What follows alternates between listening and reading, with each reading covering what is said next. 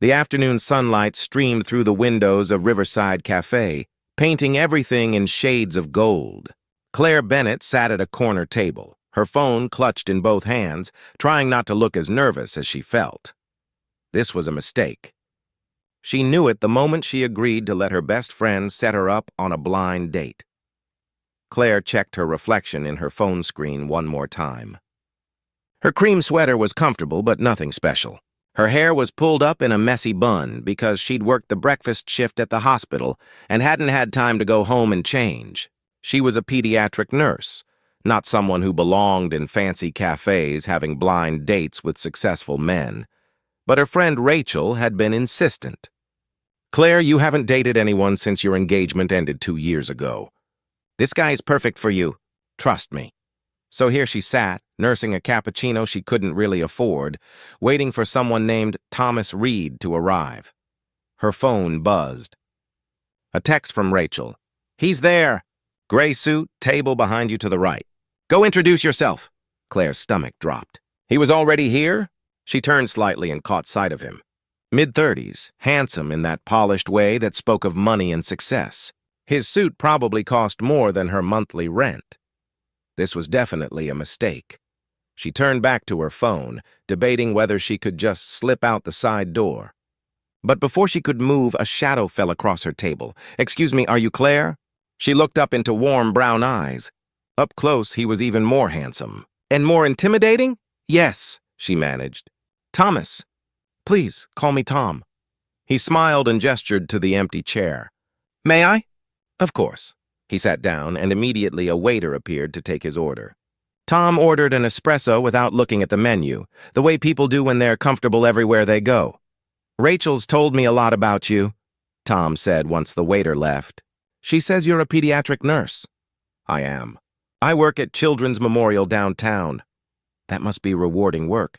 "It is," Claire said, relaxing slightly, though the hours can be brutal. "I actually just got off a 12-hour shift. And you still came to meet a stranger for coffee. I'm honored." There was something genuine in his tone that surprised her. Maybe this wouldn't be awful. They talked for over an hour. Tom told her about his work in commercial real estate development, but he seemed more interested in hearing about her patients, her work, why she'd chosen nursing. He listened in a way that felt real, asking follow-up questions, remembering details. Claire found herself telling him about little Emma, a 6-year-old with leukemia who'd been on her floor for weeks. About how Emma's parents couldn't afford to take time off work, so Claire often stayed past her shift to read to the girl. "That's the kind of thing that doesn't show up in any job description," Tom said quietly. "Going beyond what's required because someone needs you." "Someone has to," Claire said simply.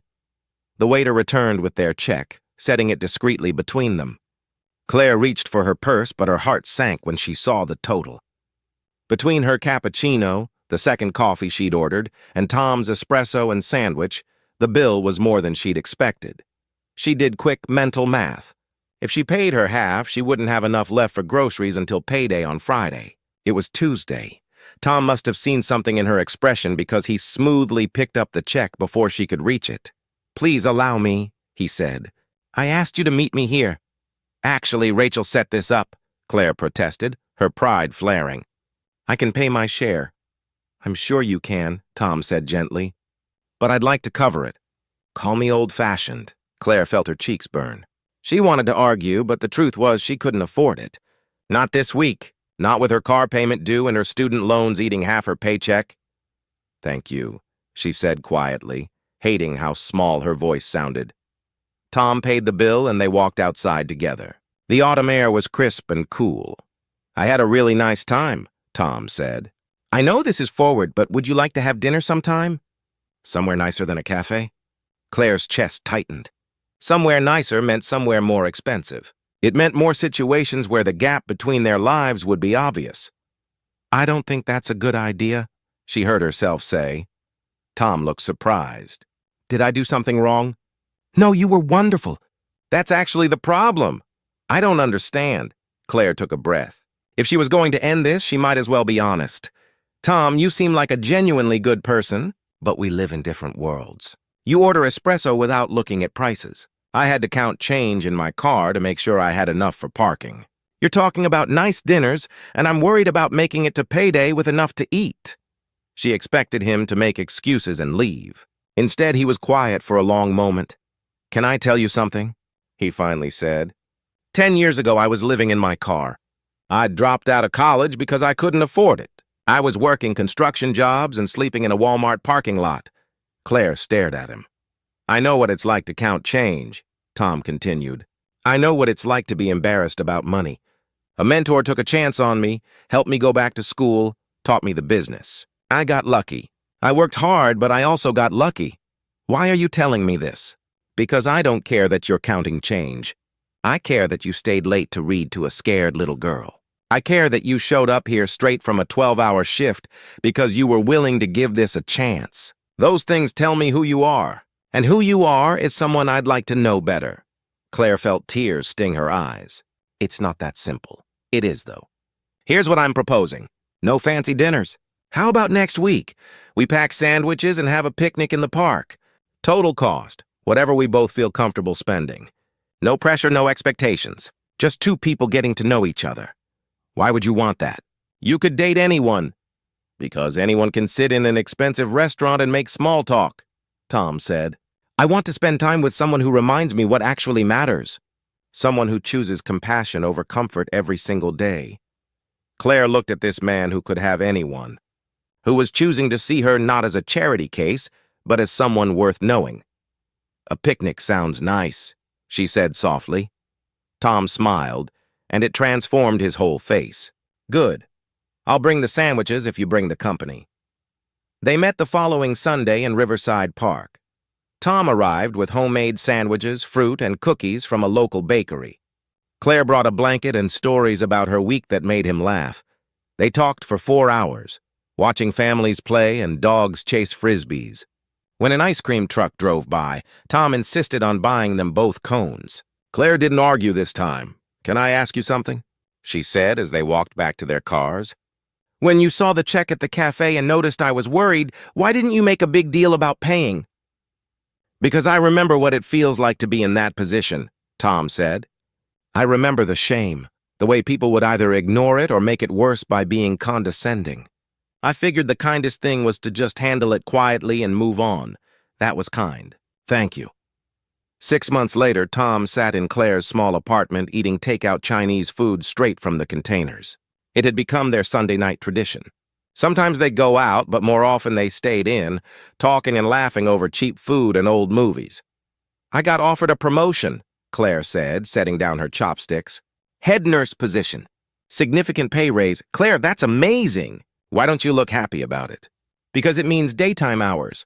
No more overnight shifts. No more being there when Emma can't sleep and needs someone to talk to. No more quiet moments with the kids who are scared and alone. Tom reached across the coffee table and took her hand. What do you want to do? I don't know. The money would change everything for me. I could actually save. Maybe buy a car that doesn't break down every other month. But those kids need someone who sees them as more than chart numbers.